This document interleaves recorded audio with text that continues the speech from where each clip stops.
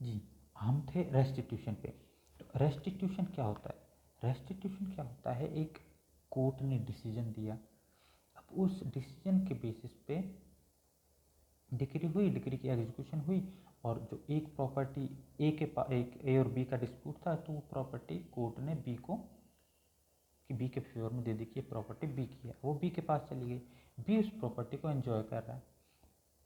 ए ने case file कर दिया अपील के लिए, ठीक है, सुपीरियर कोर्ट में चला गया, मान लीजिए हाई कोर्ट में चला गया। अब वहाँ पे हाई कोर्ट ने डिसाइड किया कि नहीं, नीचे वाली जो इन्फीरियर कोर्ट थी उसने गलत डिसीजन दिया है, property should be go to A. तो अब वो प्रॉपर्टी ए को आ गई। तो अब जो ये हो रहा है, अब जो वो प्रॉपर्टी बी अब ए को देगा उस डिसीजन के बाद, इसे कहते हैं रेस्टिट्यूशन, ठीक है। जैसे इसके अगर हम एक रेस्टिट्यूशन का इंग्लिश में अगर हिंदी में भी ट्रांसलेशन देखेंगे तो ये होगा कि दोबारा पुनः पुनः स्थापित करना, है ना, री एस्टेब्लिश समबडी एल्स। तो ए को री एस्टेब्लिश करना है उसी प्रॉपर्टी पे, वो पहले ए की थी जो उसको बी को दिला दी, अब कुछ दूसरी कोर्ट ने फिर कहा कि नहीं ये तो ए की ही है, तो इसे रेस्टिट्यूट करना है, ठीक है। तो ये जो रेस्टिट्यूशन का जो ऑर्डर आएगा, इसके क्वेश्चन का जो डिटर्मिनेशन होगा, इसको भी डिक्री माना जाएगा, ठीक है। अगर हाई कोर्ट कोई ऑर्डर देती है ना, कोई सुपीरियर कोर्ट, तो उसको एनफोर्स या एग्जीक्यूट वो लोअर कोर्ट ही करती है जिसने ओरिजिनल डिसीजन दिया होता है, तो वो ही उस क्वेश्चन को डिटरमाइन करती है, रेस्टिट्यूशन को। तो रेस्टिट्यूशन के क्वेश्चन को डिटरमाइन करते टाइम जो वो ऑर्डर देगी वो भी डिक्री मानी जाएगी, ठीक है। ये एक कॉन्सेप्ट है, इसका ध्यान रखना। अगर कोई अपील में या रिव्यू में या किसी भी तरीके से हाई कोर्ट तक मामला जाता है और वो उससे रिलेटेड कोई डिसीजन देता है, तो उस डिसीजन को एनफोर्स वही कोर्ट करती है जिस कोर्ट के डिसीजन पे वो अपील गई है, ठीक है। कोर्ट ऑफ फर्स्ट इंस्टेंस कहते हैं जहाँ में ओरिजिनली वो केस दायर हुआ था, जहाँ पे ओरिजिनली सुना गया था, जिसकी अपील गई है, एग्जीक्यूट वही करेगी। डिसीजन चाहे वो दे तो भी वही एग्जीक्यूट करेगी, हाई कोर्ट दे वही करेगी, सुप्रीम कोर्ट दे एग्जीक्यूट वही कोर्ट करेगी, ठीक है, एनफोर्स वही करेगी। तो ये हो गया रेस्टिट्यूशन। तो और चीज़ों को माना गया है डिक्री, एक तो अगर रिजेक्ट हो जाता है प्लेंट तो, और दूसरा रेस्टिट्यूशन का मैटर है 144 सेक्शन 144 सीपीसी में दिया हुआ है, रेस्टिट्यूशन अच्छे से डिफाइंड है। इन दो चीज़ों को भी डिक्री माना गया है। अब डिक्री, ये दो चीज़ों को तो डिक्री माना गया है, किन दो चीज़ों को डिक्री नहीं माना गया है, ये भी सेक्शन 22 में दिया हुआ है, जिसमें डिक्री डिफाइंड है, उसी में ही ये सारी चीज़ें बताई जा रही हैं। डिक्री के साथ साथ ये चीज़ें बताई जा रही हैं कि क्या चीज़ डिक्री नहीं होगी। अभी हमने पढ़ा क्या डिक्री होगी, अब पढ़ेंगे क्या डिक्री नहीं होगी। इसमें भी दो बातें हैं। ए पॉइंट कहता है एनी एडजुडिकेशन, कोई भी वही judgment from which an appeal lies as an appeal from an order, कोई भी जजमेंट जो एक ऑर्डर की तरह है, जिसकी अपील भी एज ए ऑर्डर होगी। अब एक ऑर्डर एक अलग चीज़ है, आपने पिछले सेमेस्टर में अगर पढ़ा होगा तो डेफिनेशंस में ऑर्डर अलग है, जजमेंट अलग है, डिक्री अलग है। इसका भी मैं डिफरेंस, चलो मैं आपको, अगर आपने लास्ट सेमेस्टर में नहीं पढ़ा है तो जजमेंट और डिक्री का तो हम पढ़ेंगे ही, ऑर्डर का भी मैं आपको एक्सप्लेन कर दूंगा, आपको आइडिया हो जाए कि ऑर्डर इनसे किस तरह से अलग है। तो ऑर्डर की तरह जो जजमेंट है, जब वो जजमेंट ही ऑर्डर की तरह है और उससे अपील ऑर्डर की तरह हो रही है, अपील ऑफ जजमेंट होती है, अपील ऑफ डिक्री होती है, ठीक है। दो तरह की अपील्स होती हैं, अपील ऑफ डिक्री और अपील ऑफ ऑर्डर। अगर अपील ऑफ डिक्री की तरह है तो वो डिक्री ही है, लेकिन अगर किसी जजमेंट की appeal as appeal of order होगी तो उसको डिक्री नहीं माना जाएगा, क्योंकि वो उसकी अपील एज एन ऑर्डर हो रही है, ठीक है। तो पहली कंडीशन तो ये है। दूसरी कंडीशन ये है, any order of dismissal for default, default की वजह से डिसमिस हुई है सूट, किसी पार्टी ने, किसी भी पार्टी ने डिफ़ॉल्ट किया, उस डिफ़ॉल्ट की वजह से डिसमिस हो गई है सूट, तो वो जो ऑर्डर होगा, order of dismissal for default, उसको भी डिक्री नहीं माना जाएगा, क्योंकि ऑर्डर है। देखिए नाम में ऑर्डर आ रहा है, जब वो दोनों ही ऑर्डर हैं तो उनको डिक्री में कैसे लें, ठीक है। तो इन दो चीज़ों को भी हम डिक्री में नहीं मानेंगे, ठीक है। क्या क्या है, order of dismissal of default or any adjudication which appeal lies as appeal of order, ठीक है, जिसकी एज एन ऑर्डर की अपील लाई होती है, वो भी डिक्री नहीं होगी। इन दो चीज़ों को डिक्री नहीं माना गया है, ठीक है। अब हम बात करते हैं कि प्रिलिमिनरी डिक्री जो है, प्रिलिमिनरी डिक्री और फाइनल डिक्री, ये क्या होती हैं, ठीक है। मैं एक बार बता देता हूँ आपको कि ताकि हम जब पढ़ें काइंड्स ऑफ डिग्री तो आपको जल्दी से एकदम समझ में आ जाए क्या होती हैं। तो प्रिलिमिनरी डिग्री क्या होती है, जब उस केस की प्रोसीडिंग्स और आगे जानी है, ये एक बीच में सिर्फ मैटर अराइज हो गया है और इसको सेटल करना जरूरी है फॉर फर्दर, केस को फर्दर चलाने के लिए, ठीक है, प्रोसीडिंग्स को फर्दर ले जाने के लिए, टू टेक प्रोसीडिंग्स फर्दर, उस मैटर को डिटरमाइन करना जरूरी है। तो उस टाइम जो डिक्री दी जाएगी वो प्रिलिमिनरी डिक्री होगी, ठीक है। तो decree is preliminary when further proceedings have to be taken, आगे और प्रोसीडिंग्स होनी है, सूट के और सूट को कम्प्लीटली डिस्पोज ऑफ नहीं किया गया है, सूट को कम्प्लीटली डिस्पोज ऑफ जो करेगी फाइनल जब होगी, जो एडजुडिकेशन कंप्लीट हो जाएगा और सूट कंप्लीटली डिस्पोज ऑफ हो जाएगी। सूट को कंप्लीटली डिस्पोज ऑफ करने वाली डिग्री फाइनल डिग्री है, और कोई मैटर अराइज हो जाने पर जो डिग्री दी जाती है बीच में, प्रिलिमिनरी डिग्री है, जिसके बाद फर्दर प्रोसीडिंग्स भी और होंगी। अभी फर्दर प्रोसीडिंग्स होनी जरूरी है केस को फुली डिटरमाइन करने के लिए। तो प्रिलिमिनरी डिग्री है और फाइनल डिग्री है। फिर इसके बाद आते हैं हम डिग्री के एलिमेंट्स पे। एसेंशियल एलिमेंट्स क्या हैं डिग्री के? डिग्री के एसेंशियल एलिमेंट्स भी समझना जरूरी है।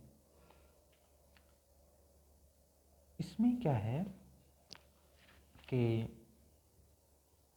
अब हमने जो डिग्री की जो डेफिनेशन पढ़ी है ना, एक फॉर्मल एक्सप्रेशन ऑफ एडजुडिकेशन है ना, वो जो हम डेफिनेशन पढ़ी है जिसमें finally dispose of, controversy of the suit, finally determine the rights of the parties in the suit, ठीक है, वो जो डेफिनेशन पढ़ी उसी में से ये एलिमेंट्स आ रहे हैं, उसी में से जो बड़े टफ वर्ड्स हैं उन्हीं को उठा के एलिमेंट्स बनाए। जैसे पहला एलिमेंट क्या होता है कि there must be an adjudication. पहला एलिमेंट क्या है, एडजुडिकेशन होना जरूरी है। डेफिनेशन में था, क्या कहता है कि एडजुडिकेशन क्या होता है, जुडिशियल डिटर्मिनेशन, जिसे जजमेंट भी कहते हैं, है ना, decision, judicial decision, judgment, adjudication, कुछ भी कह सकते हैं, सारे सिनोनिम्स हैं। ये इसी तरीके से कोई भी जुडिशियल डिटर्मिनेशन होना जरूरी है। ये बेसिक बात है, सबसे इम्पोर्टेंट बात है। डिग्री बनाने के लिए पहले कोर्ट का एडजुडिकेशन होना जरूरी, कोर्ट डिसीजन आना जरूरी है ना। तो कोर्ट का होना जरूरी है, ऐसा नहीं है कि कोई एडमिनिस्ट्रेटिव यूनिट का हो, ठीक है, कलेक्टर साहब जब एडमिनिस्ट्रेटिव वर्क कर रहे हो तब का उनका कोई डिसीजन हो, नहीं माना जाएगा। गवर्नमेंट का कोई ऑर्डर हो, नहीं माना जाएगा। जुडिशियल डिसीजन होना चाहिए, कोर्ट का होना चाहिए, ठीक है, चाहे वो जब अपना collector as a DM act कर रहे हों तब का हो, या जब हमारे डीजे एक्ट कर रहे हों तब का हो, या हमारे जो और एसडीएम्स होते हैं या जुडिशियल मजिस्ट्रेट्स होते हैं, फर्स्ट सेकंड, वो जब डिसीजन देते हैं, हाई कोर्ट डिसीजन दे रही है, तो इन मैटर्स का ये एडजुडिकेटिव होना जरूरी है, ठीक है। There must be judicial determination of matter, ठीक है ना। अब इसमें क्या कहते हैं कि जुडिशियली डील जो हम बात कर चुके हैं वो होना चाहिए। अब जो आपने पढ़ा था कि क्या डिग्री नहीं होगा, है ना, तो उसमें क्या है कि when a case is dismissed for default of appearance, हमने पढ़ा था ना कि डिग्री नहीं होगा, order of dismissal for default, ठीक है। अगर when a case is dismissed for default of appearance of parties, तो यहाँ कोई एडजुडिकेशन नहीं है, कोई डिसीजन नहीं है, ये बताया गया है डिसमिसल कर दिया क्योंकि पार्टीज ही नहीं है, अपीयर ही नहीं हुई, डिफॉल्ट है। जब एडजुडिकेशन नहीं है तो डिग्री कैसे क्रिएट होगी, ठीक है ना। तो इसीलिए सबसे पहले ये ध्यान रखने वाली बात है कि एडजुडिकेशन होना जरूरी है, कोर्ट का डिसीजन आया होना जरूरी है, ठीक है। इसके बाद जो इसमें इम्पॉर्टेंट चीज़ है कि the officer passing a judgment, अगर वो कोर्ट नहीं है तो डिक्री नहीं होगी, ठीक है। तो अगर कोर्ट ही पास कर रहा है, कोर्ट का मतलब जुडिशियल अथॉरिटी, कोर्ट से मतलब जुडिशियल अथॉरिटी से है, जुडिशियल अथॉरिटी पास कर रही है तो ही वो एडजुडिकेशन होगा, और अगर एडजुडिकेशन होगा तो ही डिक्री होगी। तो सबसे पहला एलिमेंट आता है कि there must be an adjudication. दूसरा जो पॉइंट आता है वो आता है adjudication must have been given in a suit, suit का होना जरूरी है। केस नहीं होगा, मैटर नहीं होगा, मामला नहीं होगा कोई, हालांकि एडजुडिकेशन कोर्ट कई मामलों में देता है, कई मैटर्स में देता है, लेकिन इन अ प्रॉपर सूट होना चाहिए, ठीक है। ऑर्डिनरी क्या है, एक civil proceeding institute by presentation plaint, plaint पहले इंस्टीट्यूट की जाती है, प्रोसीडिंग्स होती हैं, which does not commence with the plaint is not a suit and decision given there which not, यानी कि क्या है, सूट कब पूरी होगी, एक प्लेंट दायर की, ठीक है, प्लेंट, उसके बाद डिफेंडेंट एक रिटर्न स्टेटमेंट लाएगा, और रिटर्न स्टेटमेंट लाने के बाद सूट शुरू होती है। सिर्फ प्लेंट देख के अगर कोई डिसीजन दे रहा है तो वो सूट नहीं हुई, तो प्लेंट आ गई, रिटर्न स्टेटमेंट आ गया, अब जो सूट शुरू हुई है तो इस पे जो डिसीजन आएगा वो एडजुडिकेशन, वो डिक्री, ठीक है। तो there must be an adjudication, there must be an suit, suit का पता होना चाहिए कि कब कमेंस हो रही है, सूट कमेंस होती है रिटर्न स्टेटमेंट फाइल होने के बाद, रिटर्न स्टेटमेंट फाइल हो जाएगा तब सूट कमेंस होती है, ठीक है, ये एक इम्पॉर्टेंट बात है, ठीक है ना। ये इसमें अब सूट में कब ये सूट मानी जाएगी, कब कमेंस होती है, ये रिटर्न स्टेटमेंट फाइल हो जाना चाहिए, है ना।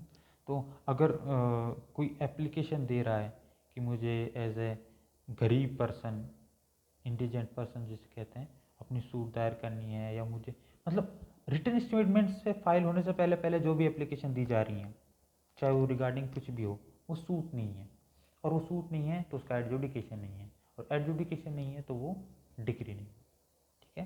तो there should be an adjudication और there must be a suit, adjudication must be given in a suit. Third जो एसेंशियल है, थर्ड एसेंशियल कहता है it must have determine the right of parties with regard to all or any of the matter controversy in the suit. हमने पढ़ा था कि जो मामला कंट्रोवर्सी में है, जो कंट्रोवर्शियल है, जो सब्जेक्ट मैटर है, जो सब्जेक्ट मैटर है सूट का, उससे रिगार्डिंग डिटर्मिनेशन होना चाहिए, उस कंट्रोवर्सी ऑफ सूट से रिलेटेड राइट का डिटर्मिनेशन होना चाहिए। क्या है, राइट ऑफ द पार्टीज, मतलब जो पार्टीज के बीच में जो राइट्स अराइज होते हैं, सब्सटेंटिव राइट्स जो अराइज होते हैं, कि स्टेटस से रिलेटेड, प्रॉपर्टी किसकी होगी किसकी नहीं होगी, ठीक है, और जो भी मतलब प्रॉपर जो राइट्स अराइज होते हैं, अगर प्रॉपर्टी का मामला है, उसके ऑनरशिप का मामला है, या गिफ्ट का मामला है, ठीक है, अलग अलग जो भी सिविल का मामला है, जो भी सिविल से डील करता है, ठीक है, तो उसको कहा जाएगा proper determination, determination of rights, rights determine होने चाहिए जो भी कंट्रोवर्सी में, सिर्फ एक प्रोसीजर बता देना डिटर्मिनेशन नहीं है।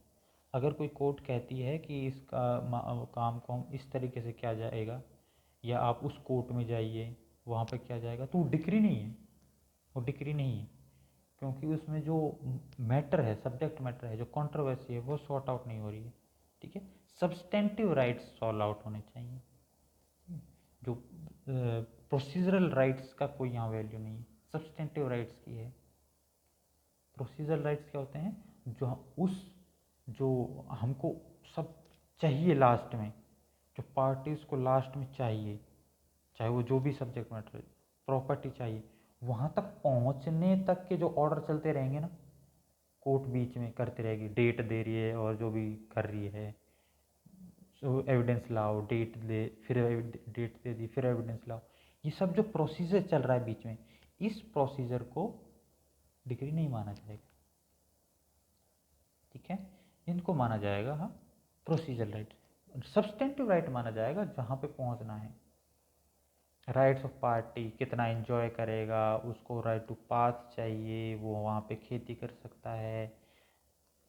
एट मतलब लास्ट में जो देते हैं जीत अलास, वो होता है सब्सटेंटिव राइट, वो डिटरमाइन होना जरूरी है,